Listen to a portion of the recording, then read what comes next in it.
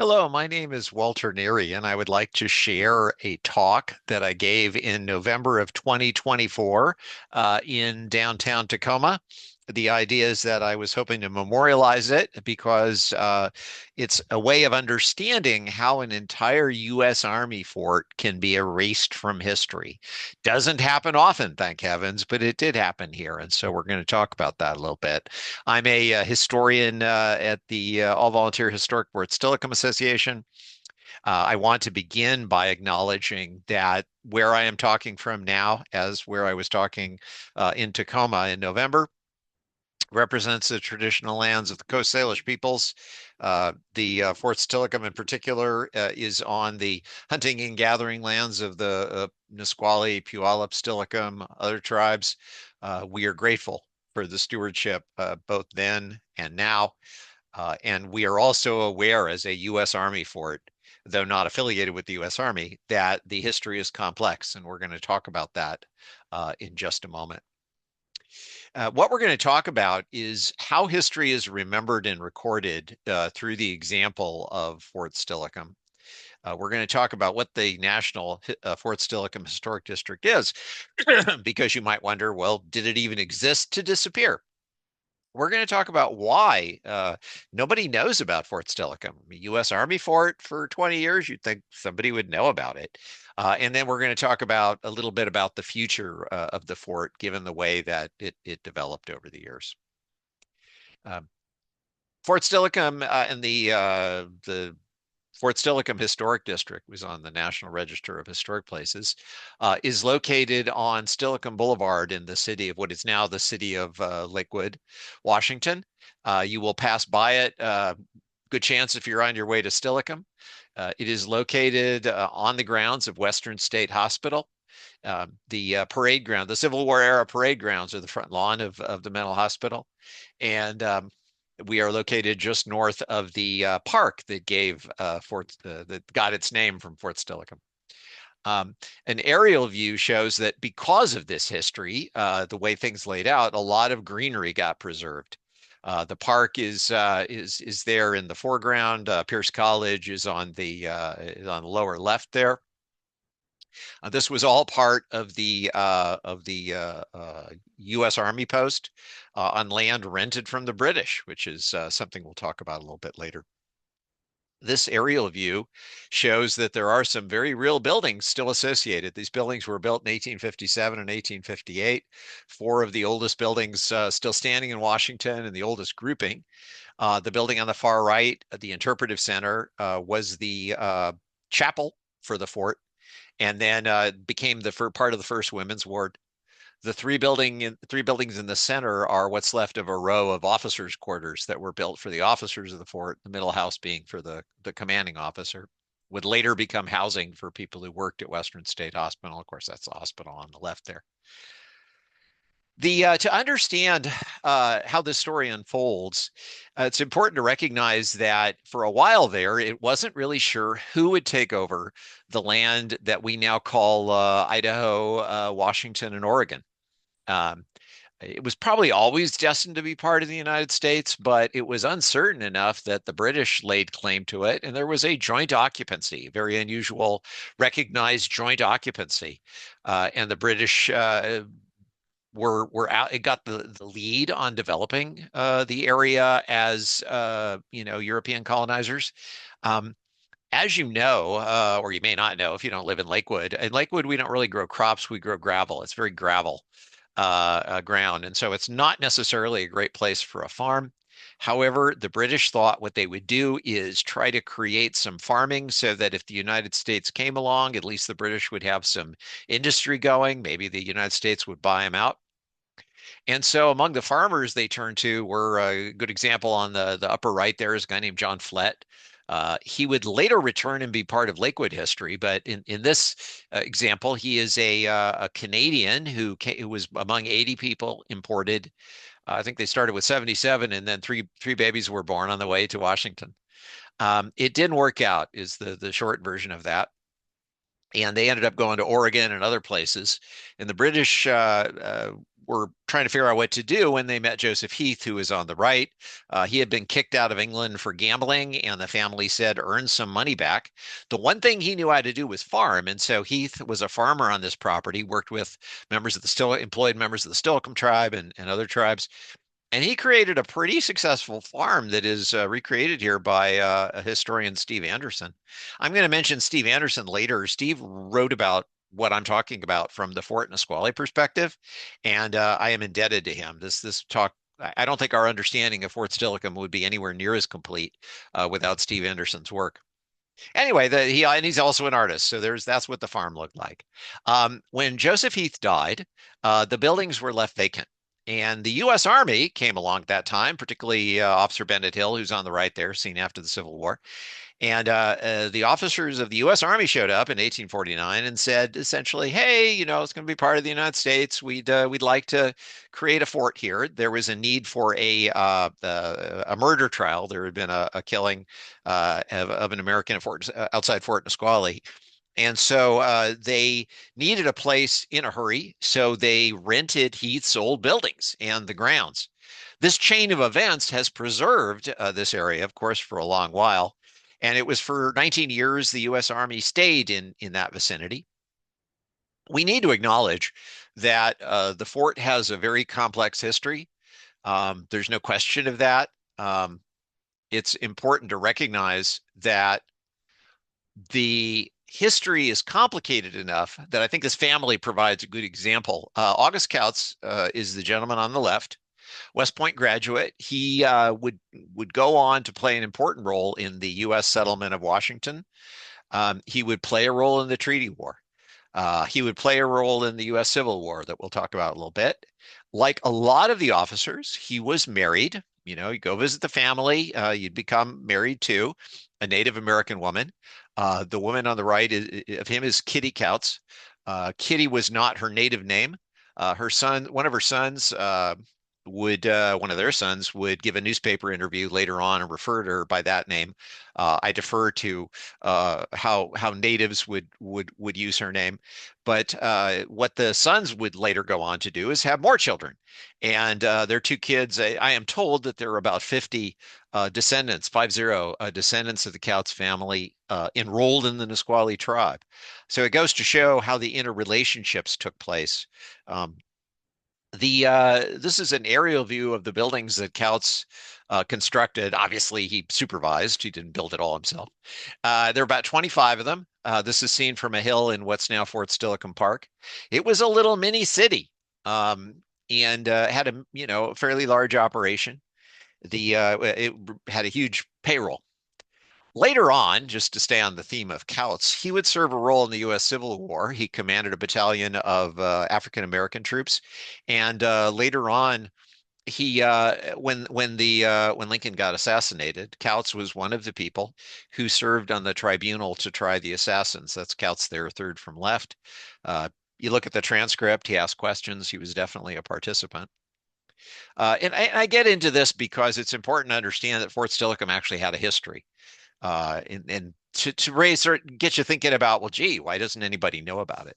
Some of the other people who ran through Fort Steilacoom were George Pickett of Pickett's Charge fame. He's there on the left. When he quit the U.S. Army to become a Confederate, he turned his guns in at Fort Steilacoom. The gentleman next to him is George McClellan, who was a commanding general in the Union Army for a while. That didn't necessarily work out, but he was certainly a key figure in the early part of the Civil War. The person third from left is Edward Porter Alexander. He was a Confederate general.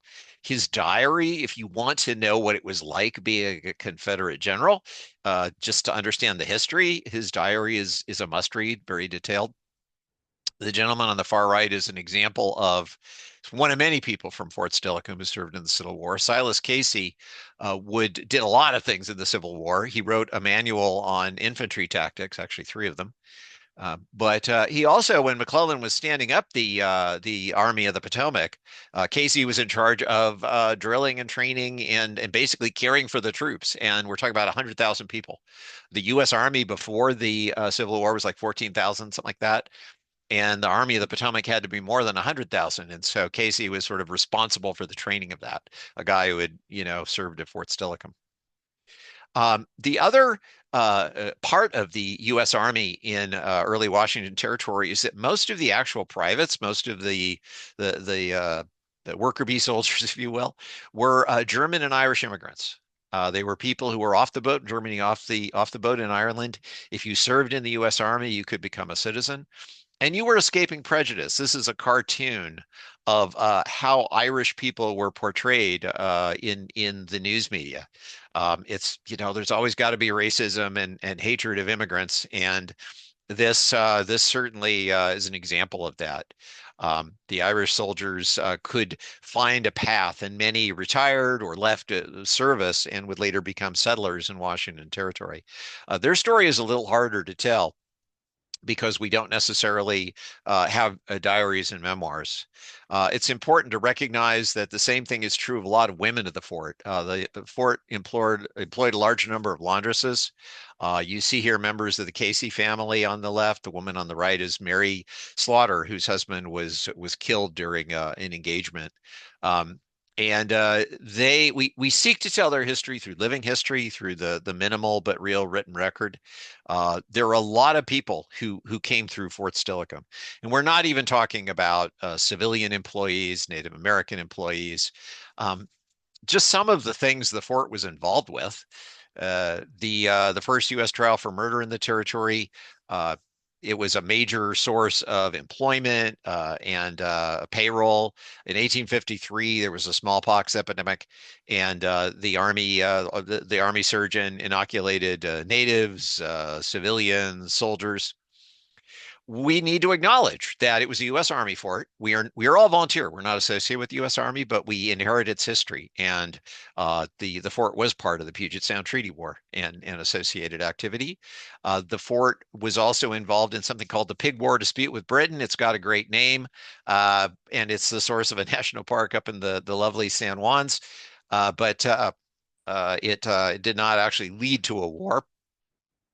Um, During the Civil War, the Confederacy didn't really do that much in Washington, Oregon, and California. And part of the reason for that is that there was a U.S. Army presence in those three states. When the fort was closed in 1868, the buildings were turned into the first, what they then called, insane asylum. And in theory, we could at the fort talk a lot more about the history of mental health treatment, which is a whole other topic. But again, that's the sort of thing that requires budget and resource and that sort of thing. Anyone gets much exposure to Washington history certainly learns about the story of Leschi. Leschi was a Nisqually leader who, after the Treaty War, became the scapegoat of a former governor and current territorial delegate Isaac Stevens, who he had his own sort of militia during the Treaty War, and they wanted some blood. They wanted to hang somebody. So Leschi was framed. They didn't like the outcome of the first trial, so they staged a second one. The Army, the people at Fort Steilacoom in general, except the people who were victims of prejudice, who just couldn't let go of prejudice.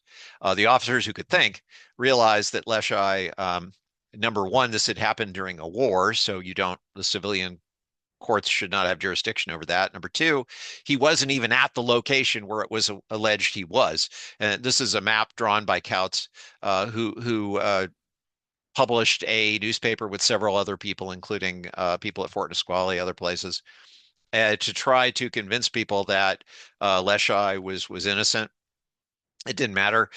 He was the civilian courts decided he should die, and Colonel Casey, who I spoke of earlier, would not let him be hung on the fort because he thought it was wrong.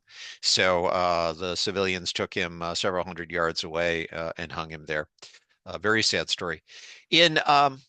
In other circumstances, when you think about 20 years of protecting Puget Sound, little towns like Seattle and the area that became Tacoma, in a lot of histories, it would have been possible for Fort Steilacoom to become a national or state park.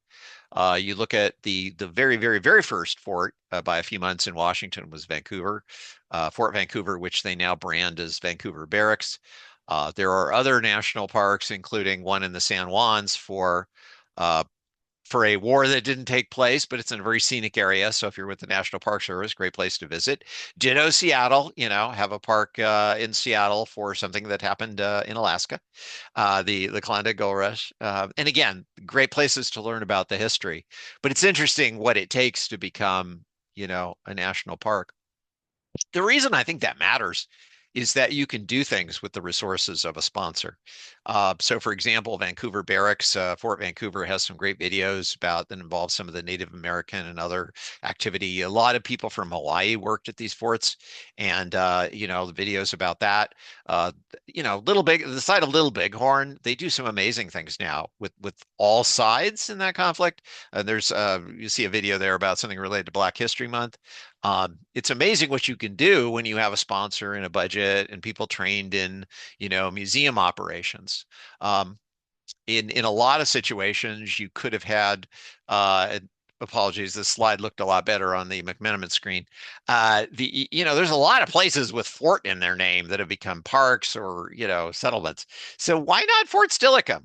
It's interesting because, we had, there's an example. Every so often, somebody from outside the area contacts us. This is a bunch of ROTC instructors from across the nation who came to Washington, the Joint Base Lewis McChord, wanted to tour a historic site. Well, of course, they came to Fort Steilacoom because this is where people were based, long before there was a JBLM and where their predecessors in the Army had served. And we enjoyed that tour very much.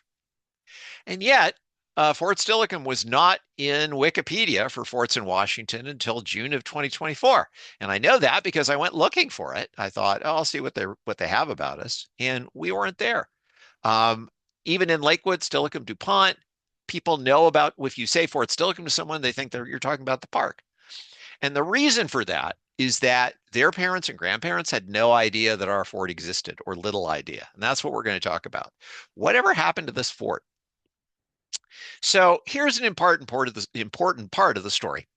In the early 1900s, a lot of the quote pioneers, unquote, by that we mean, people of European descent, who were because there were actual pioneers in like 13, 14,000 years ago, but that's a different group.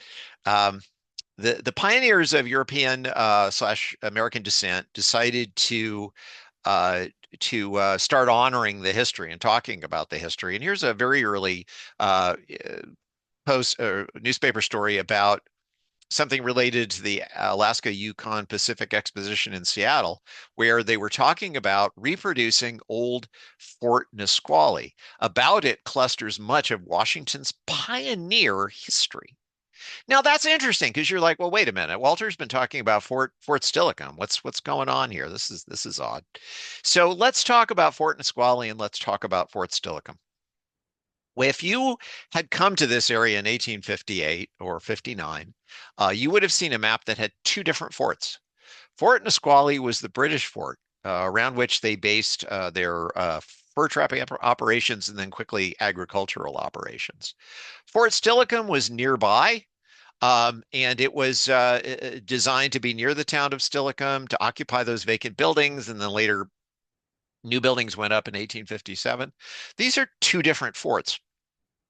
And not perhaps surprisingly, they have two different histories because one is British and one is American. And there is a difference between a British fort and there's a difference between a United States fort. You might think, well, that's obvious. Well, it'd be interesting to see where the history takes us here.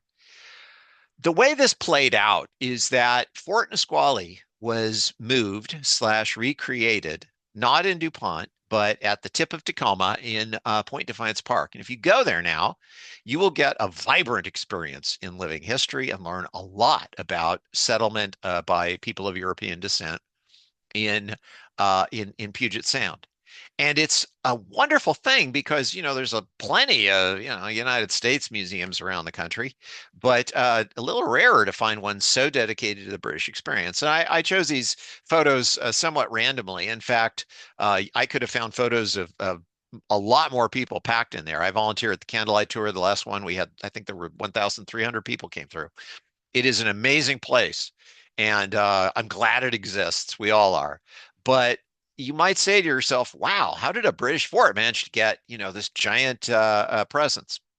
Well, here's how that happened.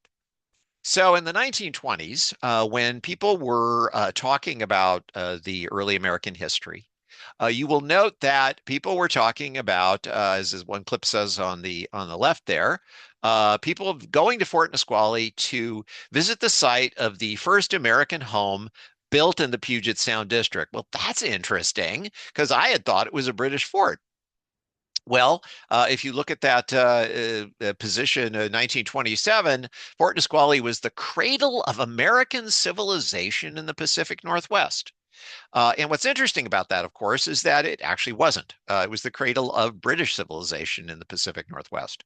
But as the 20s went along and people had cars and you went driving with your family, you would go out to DuPont and you would visit old Fort Nisqually, which was the cradle of United States civilization. And they had the Factor's House, later got moved to Tacoma.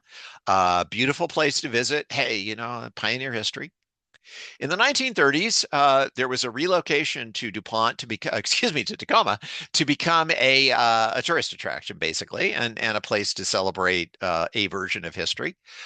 Giant project to put employment in place in the Depression. A lot of people involved, huge community effort.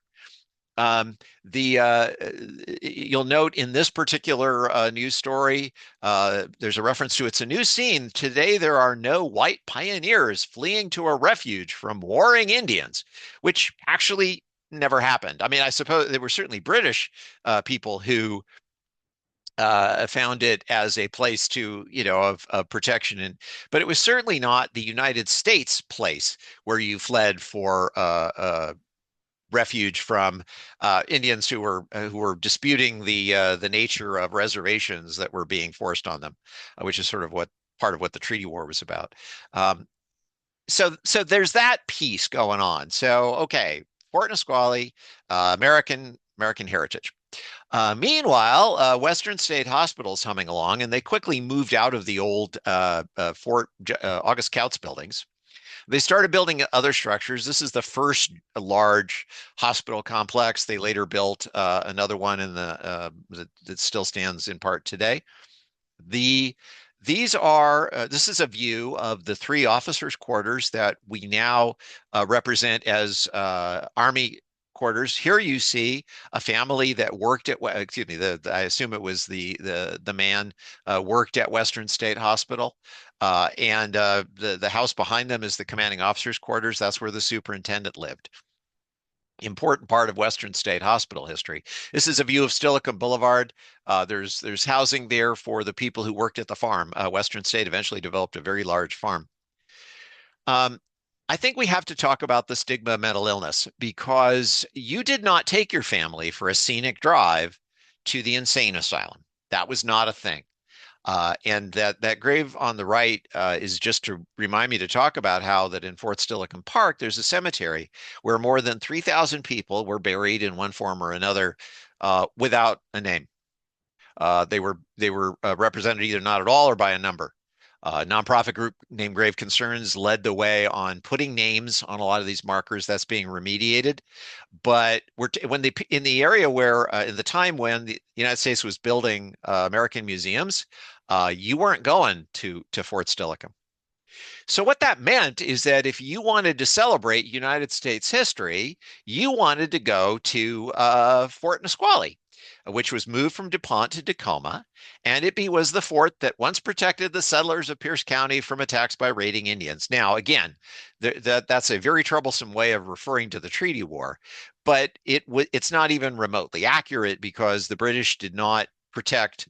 I mean, unless you happen to be standing there, they were not the place that you went to during the treaty war. Fort Steilacoom was actually the place where large numbers of women and children, especially, but also frailer pioneers from the United States would go for shelter during the brief period of the war. And so there's a lot of misstatements like this that just continue and continue and continue. One of the things that sort of fascinates me is this picture, which shows the American flag, which would fly over Fort Nisqually, even though it never did in history. It might have been flown as a courtesy during the July 4th, but it was certainly not appropriate to fly it from the 1930s to the 1980s, which is what happened.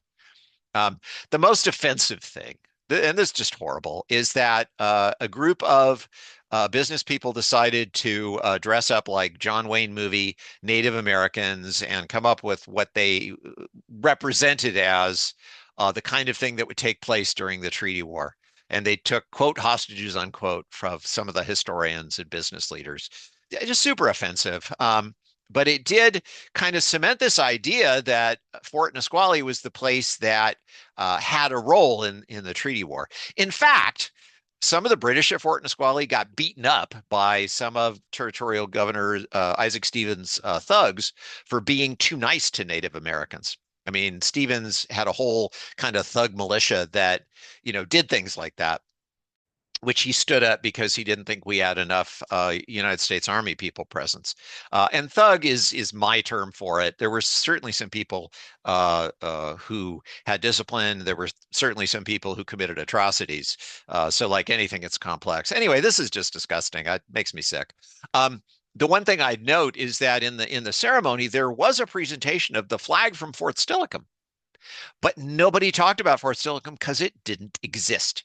It was now a mental hospital. I found a newspaper story from the 40s where somebody said Fort Steilacoom became Western State Hospital. It was gone from the history. What's weird about that is historians knew, like, for example, the booklet over there, Old Fort Nisqually, I think published in the 30s. If you read that, it's all about the British fort, totally about the British fort. No point do they say that, American troops were in there. And yet newspaper stories didn't treat it that way. There's a note to military defense in the Pacific Northwest involved Old Fort Nisqually. Simply not true. But it certainly helped gave people a place to go if they wanted to talk about United States history. The worst, the peak of the error was in 1978, the beginning of the end, I guess you could say it in one way. The United States put out a stamp, New Nation Building Westward. Turns out the new nation is Great Britain because that's the Fort Nisqually Tower. What people in Tacoma were upset about is it didn't have the word Tacoma on it. They were fine with it. Murray Morgan, the historian, very beautifully talked about, how Nisqually was part of what was going on back then. He doesn't say that it was a U.S. fort. The thing is, and then the kicker is, there's a gentleman in the lower left, and I'm sure he meant well, but he shows up and says, "Oh, I was one of the guys who took hostages in the 1930s, just like they did at Fort Nisqually," which of course they didn't do. So that in 1978, that original error, that original, hey, a bunch of guys dressed up like John Wayne Indians in a bad movie. Represented the history, and it's horrible. The good thing is that in 1979, a Lakewood couple, Cy and Rita Happy, may they both rest in peace, uh, were part of an effort that involved a small group of historians who basically said, wait a minute, we are now aware of Fort Steilacoom. The buildings were starting to cave in. DSHS was going to let them fall down, and I don't blame them. They're a mental hospital. They're not a museum. And the citizens mustered themselves, a whole separate story, and with volunteer labor restored the buildings. This is the chapel. It gives you some idea of how derelict. This has a new roof, and so you can't see when the volunteers started fixing up these buildings without government support, by the way. You could stand in the middle of this building, the chapel, and look up and see God in the sky. There was no roof. So it was horrible. But on the other hand, these volunteers got together and they built something. We at Fort Steilacoom are entirely volunteer, no budget for maintenance, or excuse me, no government budget for maintenance or programs or anything like that. And thanks to a lot of people from Fort Nisqually and other places, we bring living history to life. And at programs, we're helping to kind of correct history so that people realize that here in Lakewood, we've actually got this nationally significant site that we think is important. So to summarize, when the United States was in the period of creating museums dedicated to the U.S. pioneer experience, Fort Steilacoom was on the grounds of Western State, and therefore it didn't exist. The good side of that is we got a great bridge for it now, but it took private citizens getting together to really make something happen. Um, and so now the support we do get is from the city of Lakewood for marketing through the lodging tax fund, and that helps us to get the word out through Facebook and other places to try to correct that. The landlord of some of the oldest buildings in Washington is the DSHS, Department of Social and Human Services. Certainly their working people there are wonderful, mow the lawns. But when push comes to shove, a couple of years ago, DSHS reminded we were talking about who should pay for something, and the person reminded me, "Hey, we were perfectly happy to let the buildings collapse." Um, and to be fair, I think it's insulting that the state has asked DSHS to take care of these buildings because they have enough to do. Mental health is actually a thing, and so to be like, "Oh, hey, you don't have anything to do. Why don't you take care of these buildings?" Really insulting and just completely not appropriate. The city of Lakewood is having some discussions with DSHS about owning just the buildings. That would make it easier for us to apply for grants if we had a collaborative partner. The idea is not to turn the city into the museum business. That's not their thing, but it would help us to maintain these four 165-year-old buildings beyond, a couple of handy people who do our best. Um, as we talk about in other places on the internet, you can learn more about us on our website. And if you have questions or thoughts, you are welcome to share those there. We don't have a large volunteer crew, so we don't have comments enabled. We don't have anyone to monitor them here on YouTube. I apologize for that. But if you have questions or feel free to reach us through the website. I want to briefly I want to thank my family for putting up with my hobby and, in fact, embracing it. McMenamins for hosting the talk. I also gave a similar one, City of Lakewood. Appreciate them. The volunteers of Fort Steilacoom who do things that other people get paid for at other forts. Steve Dunkelberger, my colleague in Lakewood history. And I really want to thank Steve Anderson because uh, he wrote about this from Fort Nisqually's perspective. And I immediately said, well, that's why nobody knows about Fort Steilacoom. Everybody thought Fort Nisqually was the U.S. Army fort. I'm going to leave you with this. I mentioned Leschi earlier. The place where he was confined before the civilians took him was on the fort. The reason for that is that our fort people thought, hopefully he will be acquitted. And in the meantime, if we send him to Olympia and let them hold him, he'll be murdered there. And that's what happened to his brother. Brother was killed in the governor's office. So they thought they were doing him a favor. And of course, it didn't end well for him as he was, killed off the grounds. So this is the location of where he was held. It's a parking lot. And I guess the question is this appropriate? Is this how Washington remembers its history? I think that's largely a question for the Nisqually tribe, but I think it's a question for the rest of us. Is this how we want to remember Chief Leschi? Maybe we don't want to remember him here. I don't know. But it's not a question that we have any budget to explore. And we rely on volunteers, perhaps even you, to come in and help us tell these stories. So I thank you for listening to how Fort Steilacoom disappeared and reappeared again. And again, if you have any questions or comments, please reach out to us through the address on our website or on our Facebook page. Again, and thank you for your attention. I very much appreciate that.